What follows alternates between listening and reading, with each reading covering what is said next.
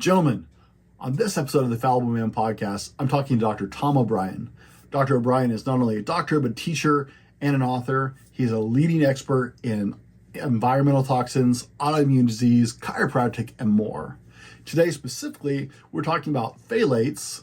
I say that wrong every time. And what they're doing to your testosterone levels and how much exposure you're actually getting to this, because you may have heard about it on the news, but you really have no idea how much exposure you're getting to this thing that is negatively impacting your testosterone levels.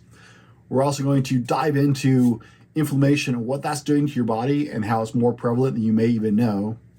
By the end of the episode, you will be better equipped to make intelligent choices for your health and for your testosterone levels, because we all worry about that, right? Check out this quote that Dr. O'Brien wanted to share with you, and let's get into this. The George Bernard Shaw poem, I think. This is the true joy in life, the being used for a purpose, recognized by yourself as a mighty one, the being a force of nature instead of a selfish, feverish little clod of ailments and grievances, complaining the world will not devote itself to making you happy. I am of the opinion my life belongs to the whole, and it's my privilege to do for it whatever I can. Life is no brief candle to me. It's a sort of splendid torch that I have a hold of for the moment and want to make burn as brightly as possible before passing it on to future generations. Here's the million-dollar question. How do men like us reach our full potential, growing to the men we dream of becoming while taking care of our responsibilities, working, living, being good husbands, fathers, and still take care of ourselves? Well, that's the big question, and in this podcast, we'll help you with those answers and more. My name is Brent, and welcome to the Fallible Man Podcast. Welcome to the Fallible Man Podcast, your home for all things man, husband, and father. Big shout out to Fallible Nation. That's our longtime listeners, and a warm welcome to our first-time listeners. Hey, I know there's a lot competing for your attention, so from my heart, thank you for giving us a chance. I appreciate that you're here. Be sure and connect with me at The Fallible Man on most social media, especially Instagram. That's where I'm most active. Let me know what you thought of the show. And if you really enjoy it, share it with a friend who needs the show, or leave us a review on Apple Podcasts. That helps us reach more people. My name is Brent, and today my special guest is doctor, teacher, and author, Dr. Tom O'Brien. Dr. Tom, welcome to The Fallible Man Podcast. Thank you, Brent. Pleasure to be with you. Dr. Tom, we start off pretty light here. So how are your trivia skills? Trivia. I don't know. I've never measured them. Now, for full disclosure, I do go out of my way to find trivia questions that I don't think you'll get right. So, Okay. I'll be honest up front. When I find myself in times of trouble, Mother Mary, come to me is the opening line of which song? Let it be, of course. There's a great story behind that song. Paul McCartney said that he had a dream about his mother, and it was after she died. And she said, all those little things you're worried about, just let them be. Let them be. And he wrote the song that morning. There we go. So the options were Nirvana, Daft Punk, or Guns N' Roses or the Beatles. I'm not even going to try and challenge that. The song title. See, I was going out of my way to throw you a loop, and I totally just didn't get there. Oh, sorry, man. No, you're fine. You're fine. That's great. Dr. Tom, I don't do huge accolades because most people just really don't care. So in this moment today, as a person, who is Dr. Tom O'Brien? Oh, I'm in San Diego today. I live in Costa Rica, but I'm in San Diego for two reasons. The primary one is to see my son, which is wonderful. We'll spend the day together tomorrow, and we work out together. I'm still able to sort of keep up with him enough, which is great. And the second reason was to see my friend who I'm staying with now, who houses my bike. And I started riding when I was 12 in Detroit. And I have a bike that they only made 125 of them in the factory at Harley Davidson. And they're called the Screamin' Eagle. And I have the original Screamin' Eagle, the first one. from 2000. And so Reed takes care of my baby. And so I went riding yesterday. It was great to be back in the saddle again. Wow. Okay. Well, you just won me over right there. I'm a motorcycle guy, heavily motorcycle guy. So mine's sitting out front, and it is getting into season where that can run around again and I can get out of my car. Yes. I've ridden motorcycles so long and so often, like it's the majority of what I drive during the year, that I actually get to where I don't like being in cars. It just feels weird. I understand that feeling. Dr. Tom, what's your favorite childhood memory?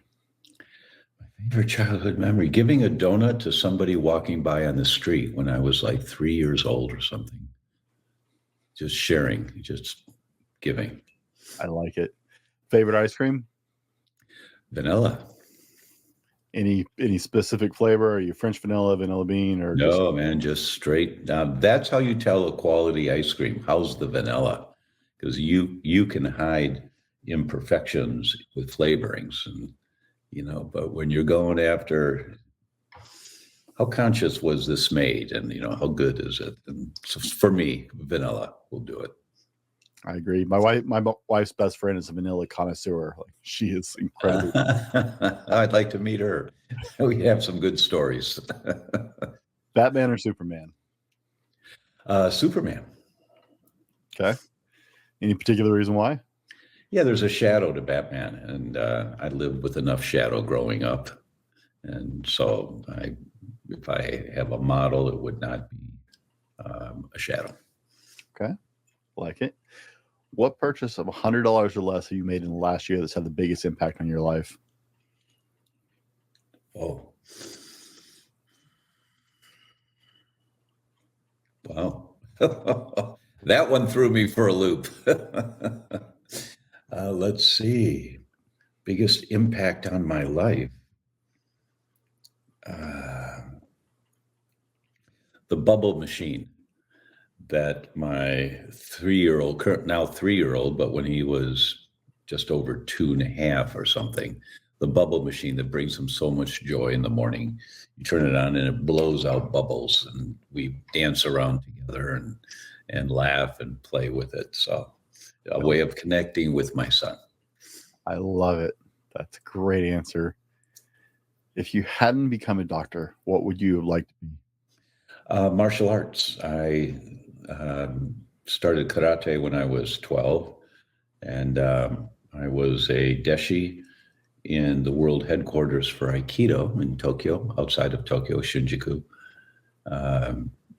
What that meant was I got to clean the toilets, but but I lived in the dojo on the floor, and the Grand Master. It was such an honor to be in that world every day.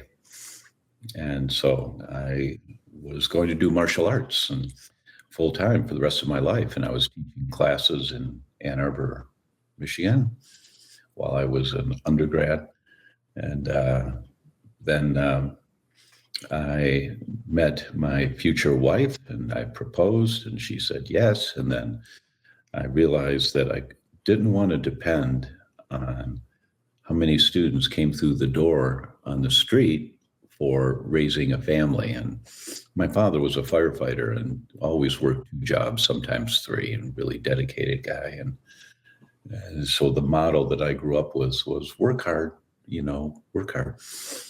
And so I called the 3 top Asian studies programs in the United States and talked to one of the deans there and said, if I get a double master's in physical education and Asian studies, what's the possibility, if I'm really good, that I could get tenure one day? Because I knew tenure was guaranteed income for life, And they all said 0. And so I said, all right, I'm not doing that for the rest of my life. And so then the next thing that really resonated with me was chiropractic. And so I went to chiropractic school, and that launched my career. All right. Wow. As a Big change from the dojo. Yes, actually not. Actually not. Aikido is all about getting out of the way and letting the energy go where it wants to go. Guy's throwing a punch at you, and that's energy coming at you. And so instead of blocking that energy and throwing energy back, you just kind of step into it and redirect it and break his elbow. And it's energy and getting out of the way. Chiropractic was introduced to me by a 78-year-old chiropractor who was just a beautiful human being. And it was about getting out of the way. Chiropractic is about removing the resistance that's inhibiting the energy of the body from flowing, the electrical energy in the spinal cord. And so there were similarities that I found between the two, and I could resonate with that. I said, oh, that makes sense. I could do that. So the way I met this chiropractor, I had my girlfriend, who later became my wife. She was in a serious car accident when she was 12 and had back problems all through her teenage years. And she told me, sometimes my back goes out. I'm in the hospital for like a week in traction. And it happened while we were together. So I called her orthopedic surgeon's office, and the nurse said, doctor's no longer taking backs. He's taking elbows and knees. And I was a hot, young stud kind of guy. And I said, well, just a minute. All right, I just broke her elbow. Can we bring her in now? Right. But, I was just frustrated and didn't know what to do with that kind of an answer. But my friend at work had just taken his wife to a chiropractor who really helped her. And I said, well, what's a chiropractor? I didn't know. So I called the guy and he said, sure, come on in. And I carried my wife in, and my future wife, and she walked out. And I said, she's going to be okay? She's going to be okay? He said, it'll take a day, might take two, but she'll be fine. And that's how the guy talked. He was just very slow and present, very authentic. And then he looked at me, and I had hair down to my waist at the time, and he looked at me and said, you come back, Tom. You come back and watch. Oh, okay, Dr. Swanson. And so I'd come back every once in a while, and he'd welcome me in, and a patient would come in, and he'd say, this is Tom. He's going to watch. And the patient, oh, okay, hi, thank you so much. And it'd be a woman with asthma, having difficulty breathing, and he'd lay her down, and he'd palpate her back, feel her back, and he'd say, Tom, put your hands here. And he put my fingers on both sides of her spine. And he said, do you feel any difference between the two sides? And I'd say, well, yeah, one side feels harder or tougher than the other side. He said, that's right. And that affects how the bones can move. So I'm going to adjust that area and loosen it up, because when the bones move better, the energy flows. Oh, okay. And he would make an adjustment. And the patient would get off the table and say, oh, wow, that feels so much better. Thank you, Dr. Swanson. And she could breathe easier. And then he'd tell me that the nerves that come out from that area were the nerves that go to the lungs.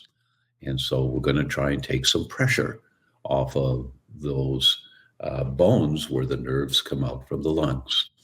And, he didn't have the science that we have today to understand the anatomy and physiology of what's really going on. And there's lots of good science on that. When I talk about health with patients, I recommend that you think about health from a pyramid perspective. And a pyramid has 4 sides to it. Looks like it has 3 sides, but it also has a base. There's 4 sides. And the base is your structure. And that's the home of chiropractic and massage and posture and exercises, where, people spend a lot of time unknowingly working on their health, and knowingly when they're exercising. They're working on their structure to one degree or another. One side of the pyramid is your biochemistry. And that's where most of us spend the majority of our time and what we eat and we drink and the pills we take, the vitamins or the pharmaceuticals, the air we breathe. That's all biochemistry. It's really important, but there's a too heavy an emphasis just on biochemistry. The next side is the emotional or spiritual. And we lovingly refer to that as stinking thinking. And it can cause any disease. And there's lots of good evidence, lots of science on how when you change your thought patterns, you change the dynamic of the imbalance, even if it's progressed to disease that you have. And the last side is the new kid on the block. That's electromagnetic. In the last 30 to 40 years has really become a problem. Although in my first week of my education, my very first week, this was January 1978, Chiropractic College, Dr. Sheldon Deal, Mr. Arizona, was coming on campus to give a talk. And I thought, Mr. Arizona, all right, guy's a bodybuilder. He's a good, healthy guy. I've got time. I'll go hear what he has to say. And he had a color TV in the room and had it turned on, but volume off. Color TVs were pretty new back then. So, oh, look at that. Oh, that's cool colors. You walk in the room. And he walked over to a table, opened up his briefcase, and took out a bar magnet the size of an iPhone. And he held it up like a cop flashlight. And he walked towards the television with it. The picture went upside down. He walked away and it went right side up. He walked towards it, it went upside down. He walked away, it went right side up. And he said, that's what electromagnetic pollution does to your body. It's called neurological switching. Those are people that say right when they mean left.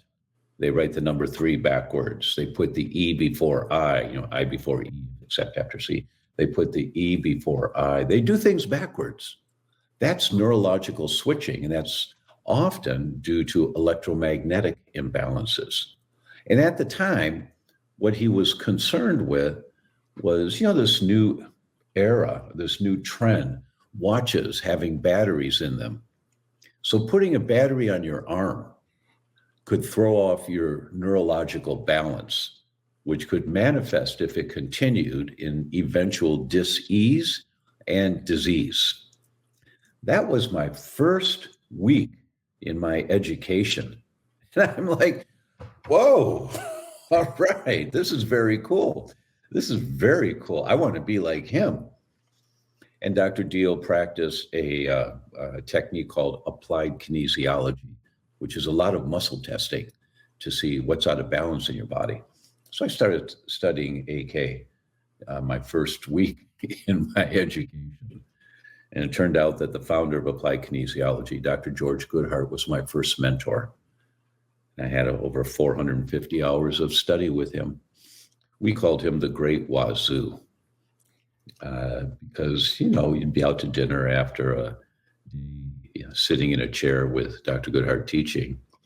And we say, Dr. Goodheart, tell us about the waitress. Well, she's a nice young lady. And no. Tell us about the waitress. Well, she likely has a history of bladder or kidney infections. And she'd come over to the table and one of the guys would just start talking. We're a bunch of doctors, we're in the seminar. That's our teacher and our mentor, Dr. George Goodheart. And how's your health? Come on. Oh, it's much better now. I had this kidney infection last week. And one guy goes, like that. He was taking a sip of something, And how did you do that? Well, there's muscles relate to different organs. And when an organ is functioning out of balance, often that associated muscle may function out of balance. So he asked us, what's the muscle that relates to the kidney? And it's the iliopsoas muscle that's in the back and it runs down, hooks into the leg. And it causes, when it's tight on one side, it causes a tension that pulls on the insertion where it hooks into the leg, and it pulls the leg out. So you see a person that's walking 1 foot straight, 1 foot out, 1 foot straight. They're hypertonic in their iliopsoas muscle. And maybe she's got a kidney problem or a bladder problem. But, you see, you know, you can see a lot in people. Dr. Goodhart would say, look with eyes that see, listen with ears that hear. And we say, yeah, whatever. Okay, Dr. Jordan. We didn't know what he meant, but now I understand. Life is that way. Look, do you look or do you see? So. Dr. Tom, what does our audience need to absolutely know about you before we go into the meat of the show? Oh, I'm a world authority on what I talk about. And if I rock your boat, spend the time to research what I'm telling you on your own. So you say, wow, okay, that's okay. I see that. That's okay. There's lots of evidence about that. So that, because if you don't change your paradigm, on how you take care of your health, if you don't change your paradigm, you'll be one of the statistics. And the current statistics are the difference between a healthy lifespan and your lifespan is getting bigger. What does that mean? Healthy lifespan means you're fully functional, no medications, you're good to go. When you lose healthy lifespan, you've been diagnosed or you have dysfunction and disease that inhibits the quality of your life. And the current average is 10.8 years difference for most men between a healthy lifespan and their lifespan. It means the last decade of your life, you're in a wheelchair or you can't walk up the stairs. And is that the way you want to live? If you don't want to live that way, you have to figure out, how am I disrupting my health currently, killing off cells while you feel fine because you're a Sherman tank going through life and nothing bugs you. I feel fine, right? And so you have to figure it out for yourself. But with guidance, it's not hard at all to do. So I'm a wake-up call for people.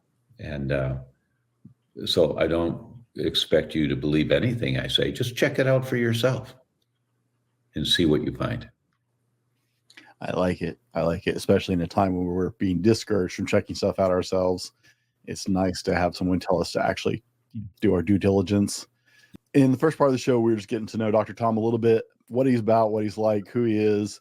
In this part of the show, we're going to start talking about phthalates. I'm sure I'm saying that wrong, so please feel free to correct me on that, Dr. Tom. There is so much going on that so many of us don't understand. Yeah. And you specialize in a wide array of things that most people aren't even familiar with: environmental toxins, autoimmune disease, so much more. What as men, we're skeptical. It's part of our nature a lot of times. So what would you say to those who are skeptical about environmental toxins being responsible for our health? Wake up. Just wake up. So first, we have to understand that the human body, it takes tens of thousands of years for genes to change in the body, meaning what you pass on to your children, those genetics you got from your father, from your grandfather, your great-great-grandfather. I mean, it goes back thousands of years. We carry the same genes. We have our bodies function the same as your ancestors 10,000 years ago. The kidneys work the same, the bladder, the gallbladder, the immune system, everything works the same.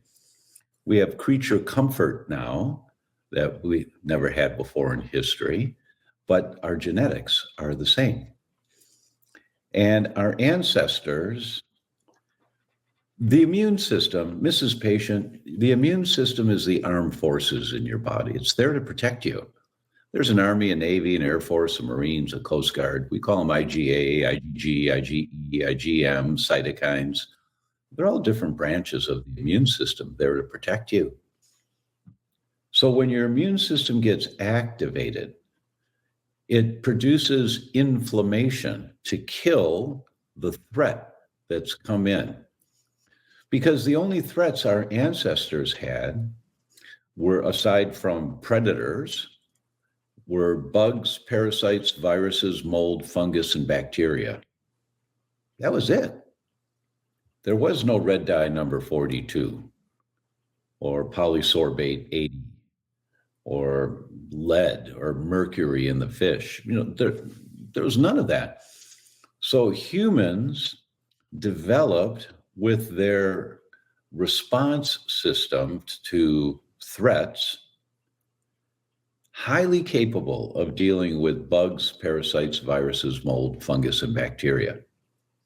That's the immune system you have today. And so when your body senses a threat that's coming in or on the body, we respond as if it's a bug, parasite, virus, mold, fungus, or bacteria. Those are the only options.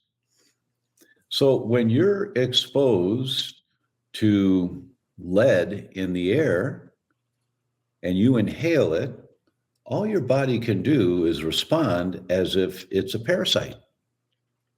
So it does. And you get inflammation in your lungs to kill the parasite. And there's different levels of exposure and different levels of response. It's not cookbook, but the result is that you get inflammation in your lungs because the immune system can't kill or get rid of lead. It binds onto the tissue and it stays there. And your immune system keeps going after it as if it's a bug, parasite, virus, mold, fungus, or bacteria. That's all it can do. So the world that we live in today is so foreign to the human protective mechanisms, the human immune system protecting you. But the stuff that it's having to protect you from, we're not equipped to really deal with it efficiently. We're just not equipped. Which means that we carry this inflammation in our body all the time. We carry this systemic inflammation. And the Center for Disease Control tells us that 14 of the 15 top causes of death in the world today are chronic inflammatory diseases. It's always inflammation. Everything except unintentional injuries, everything accidents. Everything else of the top 15 are chronic inflammatory diseases. So we think, well, we'll just shut down the immune system. No, you can't shut down. It's there to protect you. It's going to keep trying to protect you from whatever the threat is that it's recognized. When you understand that big picture for you and your family, and you check it out, for yourself, you'll see, well, he's actually right. I mean, this is basic 101. This is basic.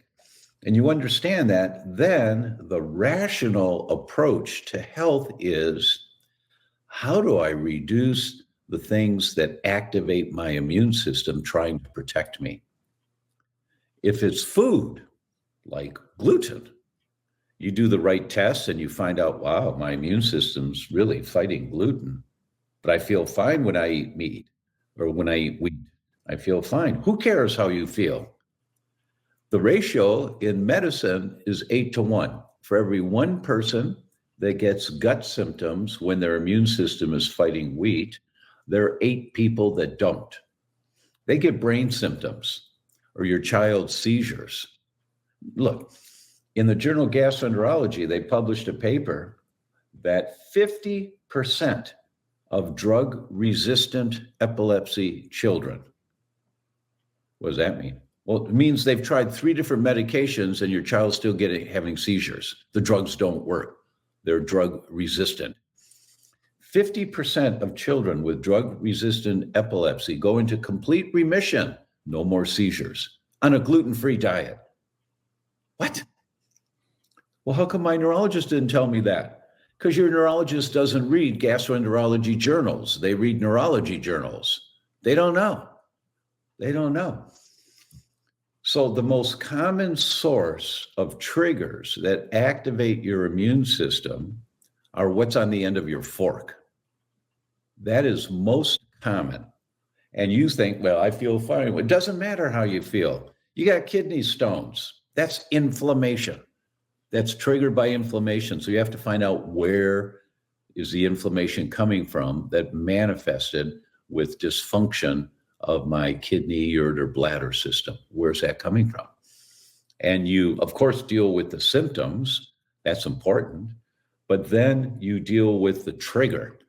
Is it gasoline or kerosene? Where's it coming from? Critically important concept. Well, So I'll pause there for the moment and let you. I was gonna say there's a whole lot to unpack right there. You know what, guys? Let's stay on this line. We'll get to phthalates in the third part of the show. Oh yeah, I want to stay in inflammation for a minute. We were going to get to it anyways. I was just going to do it in the third part of the show, so that's okay. We'll just switch parts. I'm totally flexible on that. Like I said, my biggest problem getting ready for this episode was like, you have so much wisdom to unpack in these various things. Like, where do I even start this conversation?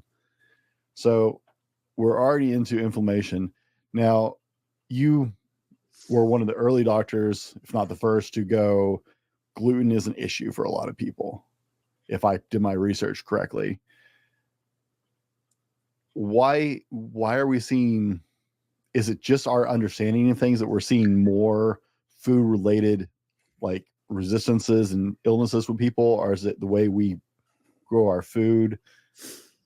Help me out here. I don't understand, because I know from my perspective, right? I've seen people have more allergies, food allergies. Like, there's way more people who have different allergies to food than when I was a kid. Right.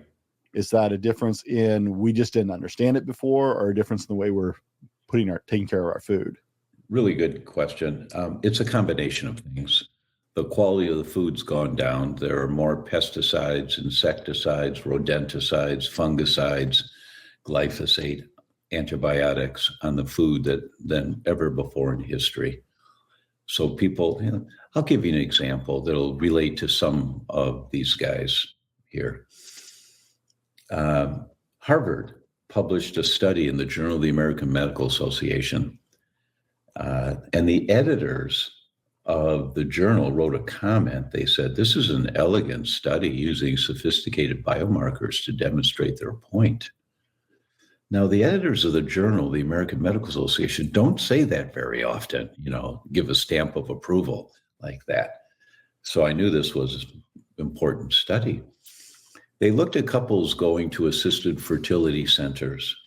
And as you know, your friends have gone through that, they're spending tens of thousands of dollars and tremendous amount of stress trying to have a baby and start a family. Beautiful thing. So in this study, they ruled out all of the known risk factors. They ruled out alcohol, cigarette smoking, exercise, no exercise, socioeconomic class, race. They ruled all those things out in an elegant way that you can't argue with how they did it. And they looked at one factor. How many servings of fruits and vegetables is the woman eating a day during the attempted implantation period, right? And the results were shocking. They divided these women into quartiles, the lowest number of servings per day, the next, the third, and the highest quartile. And we all know more fruits and vegetables, the better. Not in this case. That those women in the highest category of servings per day of fruits and vegetables compared to the women in the lowest category of servings per day of fruits and vegetables, those in the highest category had an 18% less likelihood of successful implantation. Wait a minute. What? Wait, what? The more fruits and vegetables they ate, the worse the outcome? Yes. And if they did get pregnant, they had a 26% less likelihood of a live birth. They lost the baby to miscarriages and stillbirths 26% more often. Wait, what? The more fruits and vegetables they ate, the worse the outcome for implantation. And if they got pregnant, they lost the baby 26% more often, the higher the number of servings of fruits and vegetables? Yes. Paradigm shifting. What? Paradigm shifting. But then there was a group of women who were eating organic. And in that category, the results were the exact opposite. Complete opposite. The more fruits and vegetables, the higher the success rate.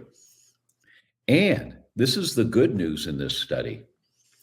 Women were put in the category of organic consumers with these results being so much better if they ate 3 servings a week of organic vegetables, not 3 servings a day. What? And here's, I think, the reason why. If you're eating organic whenever you can, you probably bought organic shampoo that's in your bathroom, in the shower, and you've got organic soap at the kitchen sink, and you're using cleaner detergent to wash your clothes in. You're on the path. You're moving in the right direction of trying to have healthier alternatives. And that's why, in my opinion, the authors of the study didn't address that at all. But that's why it only took 3 servings a week. It meant that they had made a paradigm shift. They were doing the best they can with what they've got available, right? Because I think, this I don't have any science for, and I'm always careful to say that. I think the most sensitive tissue in the human body to inflammation, the most sensitive tissue, is a fertilized egg. It has no defense whatsoever. It's completely dependent on mom and mom's environment where that fertilized egg is going to grow. And if that environment is an inflammatory environment, they don't have a chance, right? So it means mom is loaded with chemicals, toxic chemicals that have accumulated. Now let's get down to phthalates. Phthalates are the chemicals used to mold plastics. And there's lots of them. They're the most common chemical in our environment is called BPA, bisphenol A. Millions, and I don't know the number now, but millions and millions of tons a year of this stuff. You take a credit card receipt at the restaurant and you hold it in your hand, fold it up, put it in your pocket.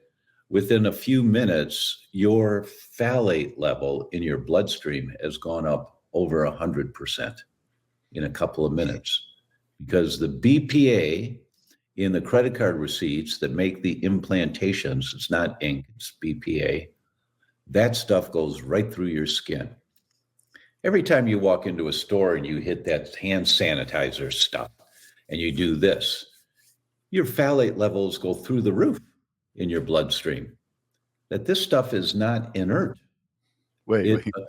Hand sanitizer. Yeah. It's supposed to be helpful, isn't it? It's what? It's supposed to be helpful, isn't it? That's what the companies tell you. Right. Yeah. And this stuff accumulates. It just accumulates in your body. So give me Chicago, 2016, 346 pregnant women in the 8th month of pregnancy. They did urine analysis looking for phthalates in the urine, chemicals used to mold plastic. And they put the women results into quartiles, the lowest, the next, the third, and the highest.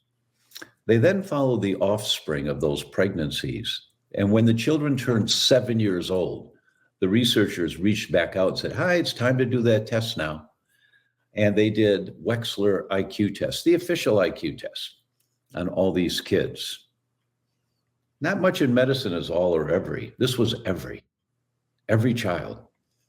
Every child whose mother was in the highest category of phthalates in urine in pregnancy compared to the children of the mothers who were in the lowest category, Every child in the highest category, their IQ was 7 points lower, 6.7 to 7.4 points lower than the IQ of the kids whose moms were low in phthalates. What? Now, that doesn't mean much to anybody until you understand a 1-point difference in IQ is noticeable. A 7-point difference is a difference between a child working really hard, getting straight A's in school, and a child working really hard, getting straight C's. That kid doesn't have a chance in hell of ever excelling. Now just go to Google and type in phthalates and neurogenesis, brain cell growth. Here come the studies. The higher the phthalates, the more inhibition of brain cells growing and developing properly. So moms who were high in phthalates during pregnancy, their babies' brains don't develop to whatever their potential is. Now give me a 5-year-old girl that paints her 10 little fingers and 10 little toes once a week for 25 years. When you put nail polish on your fingernails, the phthalates are in your bloodstream in 4 minutes. There's no evidence that the amount of phthalates that leach into the bloodstream from applying nail polish is toxic to humans. There's no evidence. And that's how the chemical industry got away with this crap. They paid off the senators to pass legislation called the Toxic Substance Control Act, TSCA, that you have to demonstrate the amount of chemical exposure you get within 24 hours harms human cells. It doesn't. There's no evidence. But this stuff accumulates in the body. You can't get rid of it very easily. It accumulates. So now 25 years of 10 little fingers and 10 little toes. Now she's 30 years old. She's pregnant or trying to get pregnant. She's at infertility center and she eats lots of fruits and vegetables, but the implantation doesn't work. Why? Because she's accumulated all these chemicals and there's this low-grade inflammation throughout her entire body. And the most sensitive tissue, in my opinion, I don't have any science for this particular fact, the most sensitive tissue is a fertilized egg. It's got no protective mechanisms. It's totally dependent on mom. But if mom is chemical toxic and she feels fine, whatever, a little anxious, but she feels okay, she doesn't have any diagnosable disease right now, then mom may have a really hard time with being successful at assisted fertility centers. I've just given you 2 studies, both from Harvard, that just to open up this world, and there are hundreds and hundreds of studies like this. Everybody knows about the kids in Flint, Michigan, and the lead in the water, and their brains are permanently damaged. That is happening to humans across the board.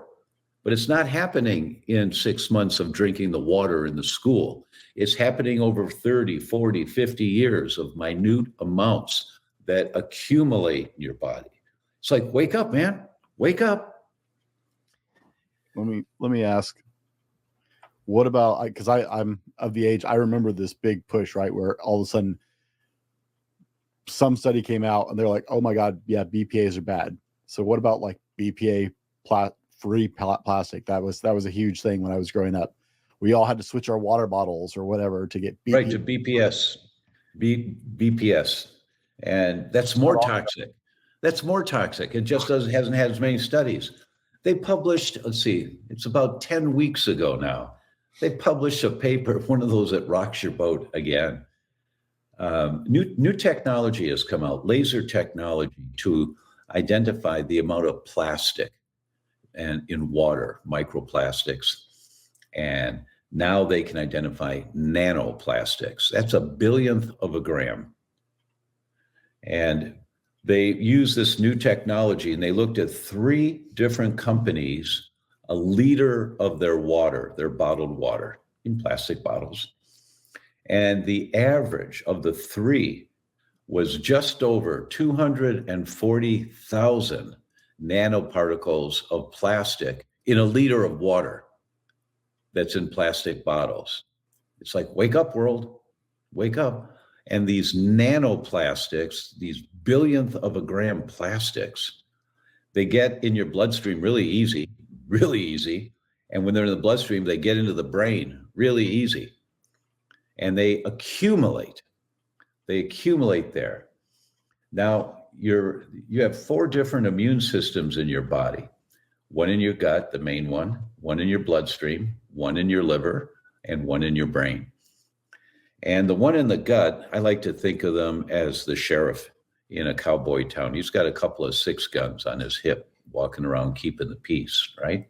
He fires cytokines to destroy whatever comes into the gut. The one in your bloodstream is special forces. They've got high-powered laser rifles. They're very specific about what they go after in the bloodstream. But the one in your brain, oh my God, they fire bazookas. They don't mess around. Anything gets through the blood-brain barrier, you activate the glial cells, they fire bazookas, which is great, protects you every single day. The problem is that when you're drinking water, in this example, out of plastic water bottles, and you're getting hundreds of thousands of nanoparticles of plastic, they get into your bloodstream, they get into your brain, you're firing bazookas every day. Boom, boom, boom, boom. And the collateral damage that occurs in the brain from firing these bazookas constantly is accumulative. So what does that mean? Blue Cross Blue Shield published a study in February of 2020. Nobody read it because that's when the virus came out. So no one paid attention to it at all. But they said, we've got a real problem. In the previous 4-year period, there was a 407% increase in the diagnosis of early Alzheimer's in 30 to 44-year-olds. 407% increase in 4 years in 30 to 44-year-olds diagnosed with Alzheimer's. We've got a huge problem. This is the pandemic that no one's talking about.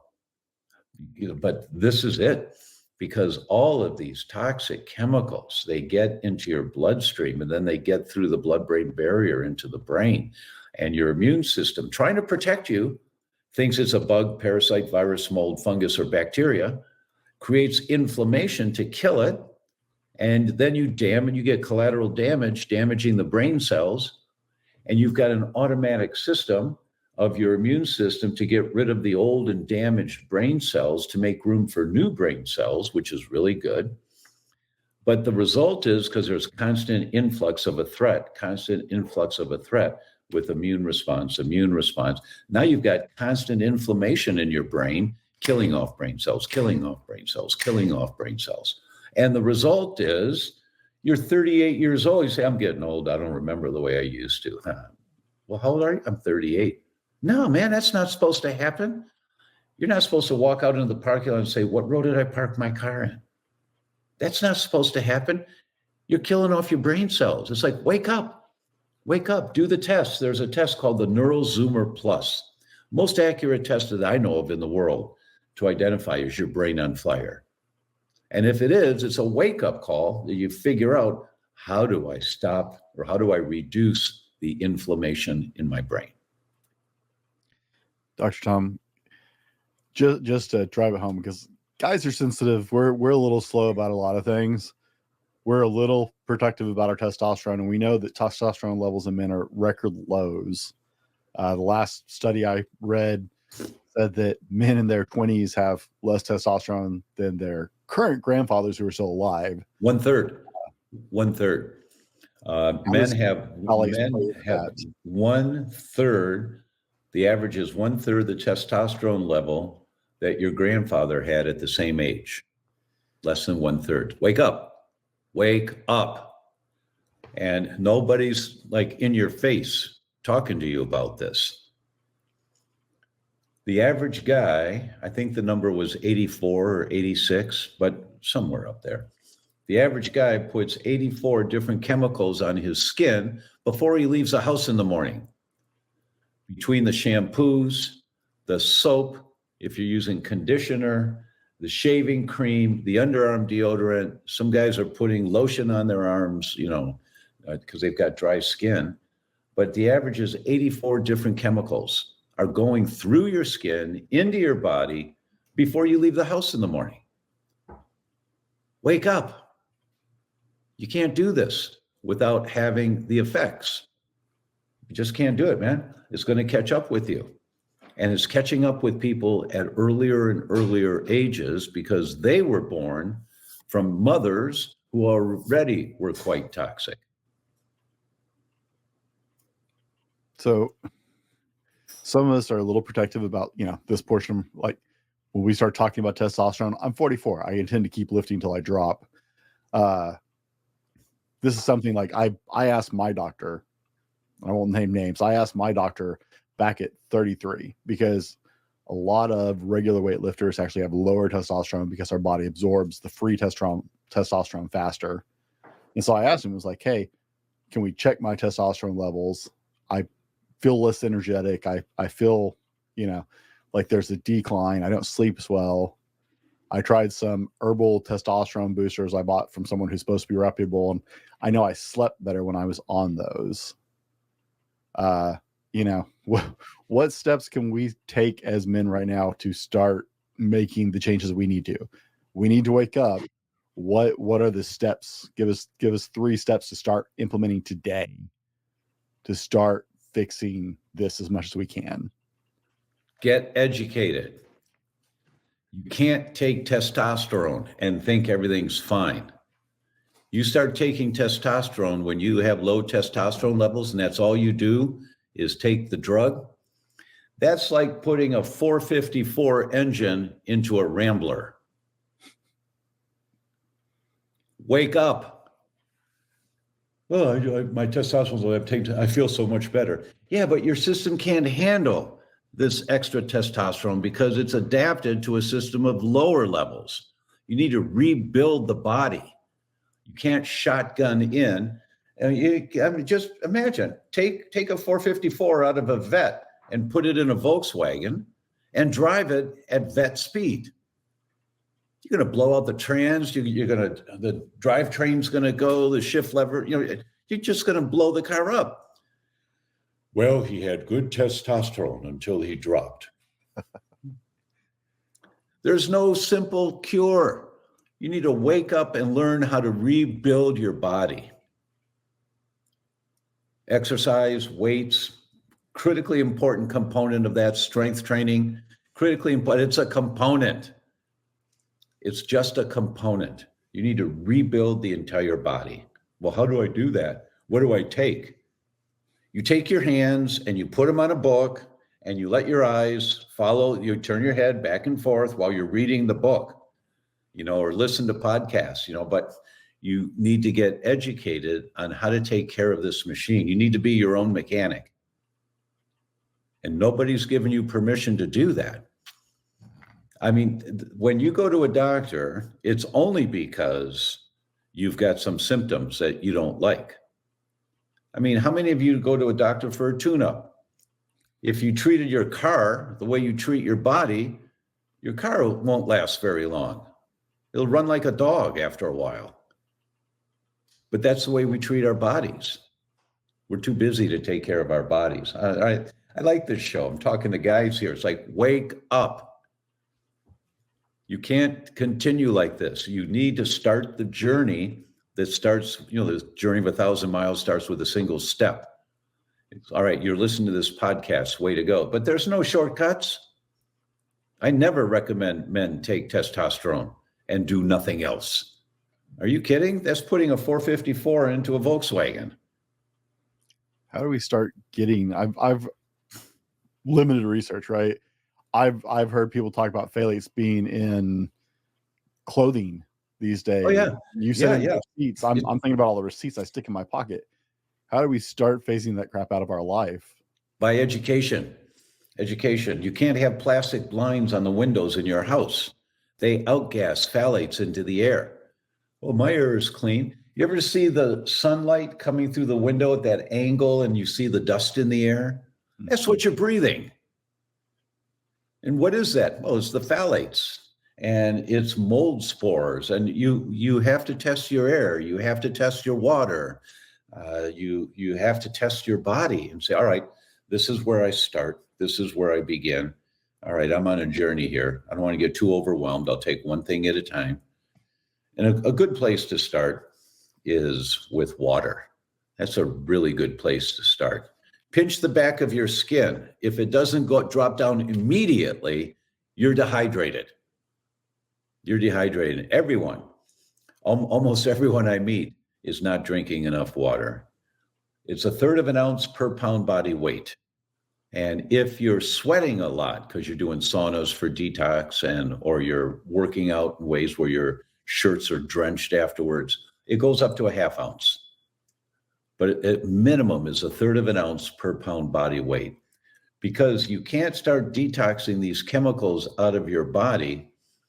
Most people's body right now, when you drive in the interstate, usually it's 2 lanes in each direction.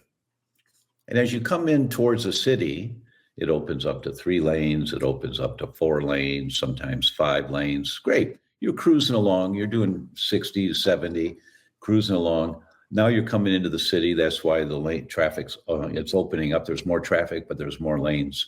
But now you see up ahead lights and, they're doing some construction. And the left lane is now merging into the next lane. And then it's merging again, and your 5 lanes are down to 2 lanes in the city.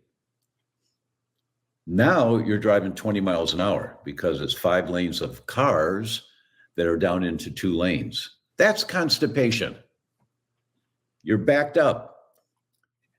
And the first step is hydrating well enough to escort the toxins out of your body. That's just the first step. And when you do 1/3 of an ounce per pound body weight, you see how much water. Oh my God, I'll be peeing all day. Well, that's the plan. We've got to get this stuff out of you. And so you mobilize. I'm sure guys are of different age brackets who are watching this. But you mobilize. The magic number, 9,846 steps per day. That's in the Journal of the American Medical Association. They followed 75,000 people for over 30 years. Those who are walking 10,000 steps a day, 9,846, 10,000 steps a day, had a 54% reduction in dementia.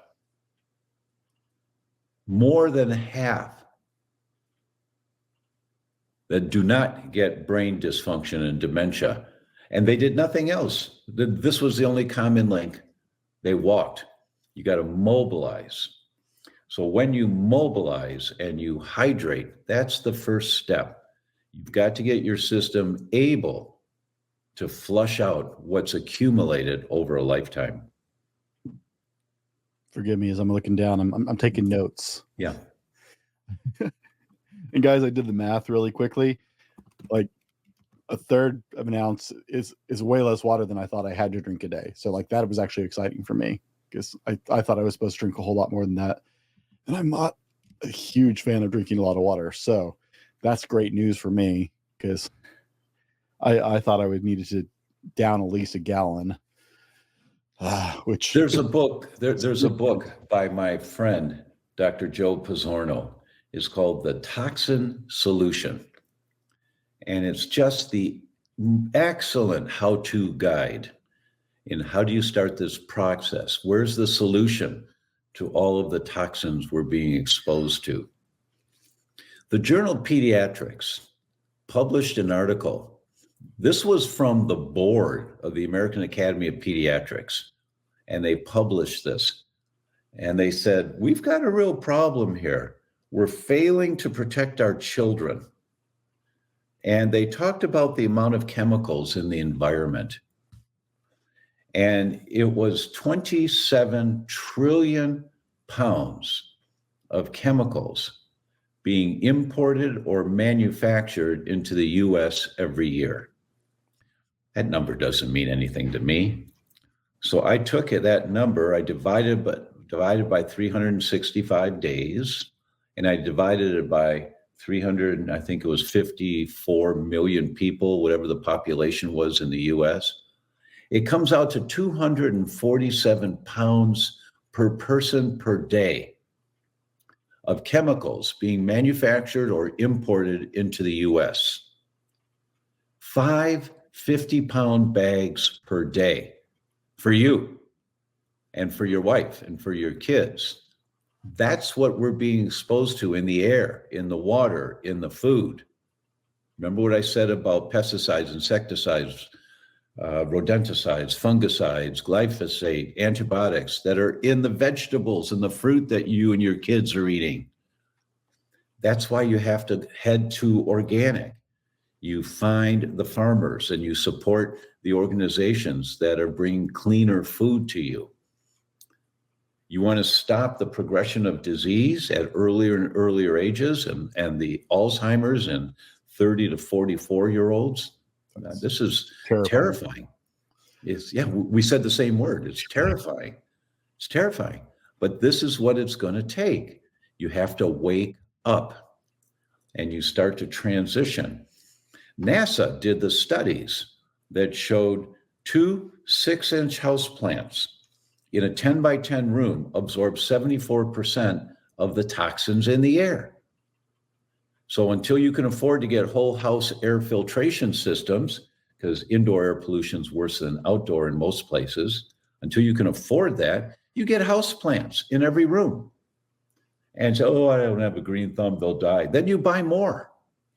But these are in your kids' bedrooms. These are in the family room. These are in the kitchen where people hang out because they're absorbing toxins all day, every day. It's all the little things you do. Every time I sign a book, it's always the same. I ask the person their name, write down their name, and then I write, base hits win the ball game, Tom O'Brien. That is the only way you're going to be vital and alive. Do you remember how we started this show? Healthy lifespan versus lifespan. Mm-hmm. If you want to avoid the wheelchair and avoid the nursing home, sitting around in a wheelchair all day, this is what you do now.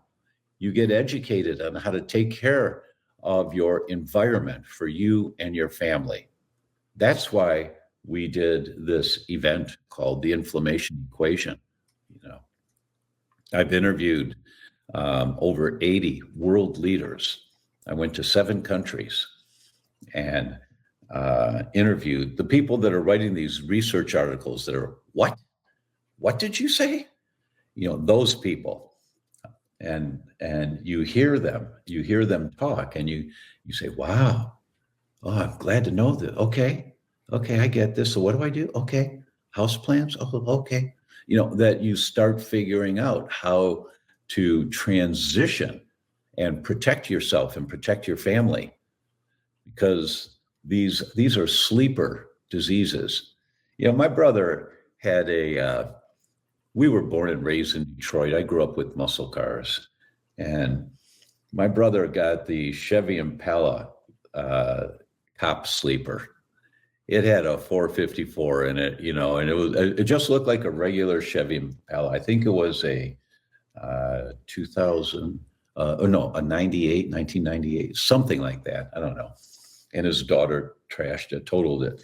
But it was a sleeper, but it was the fastest car. I take out Vets and Jaguars and Lamborghinis, just blow them away. You want to be a sleeper in your 70s and your 80s and your 90s. You want to be able to perform. I mean, my goal is that I'm going to shake it up on the dance floor at my son's wedding. I'm 72. My son is 3. But that's my goal. And in order to do that, I need to take care of this body now. And you guys, you don't have the time that you think you have. The damage that's going on is extensive in your bodies. Just do the test. You find out right away. When you do the test, when you do the right test, don't go to your doctor and say, tell me how healthy I am. Their blood tests are all to see what disease you've got. They don't look for health markers. They're not measuring inflammatory markers that are killing off brain cells, killing off brain cells, killing off. They don't measure that because you feel fine. So they do what insurance pays for. And that's all you get. You want to figure out what to do. There's a panel of 7 tests. I'm doing this with a group now in Croatia. They reached out and wanted, what do we do to get healthy? And I said, well, I don't know. I don't have the time. Said, no, we'll do whatever you want, So I said, well, do these tests and then we'll talk. And they all did 7 tests. And the result is their jaws have dropped for every single one of them. With the amount of mold in their body, the amount of toxic chemicals in their body, they're all sensitive, not all, but almost all of them are sensitive to wheat. Many are sensitive to dairy. And that's the food that's gasoline on the fire, causing the inflammation that's manifesting in the symptoms that they're getting. But here's your starting point.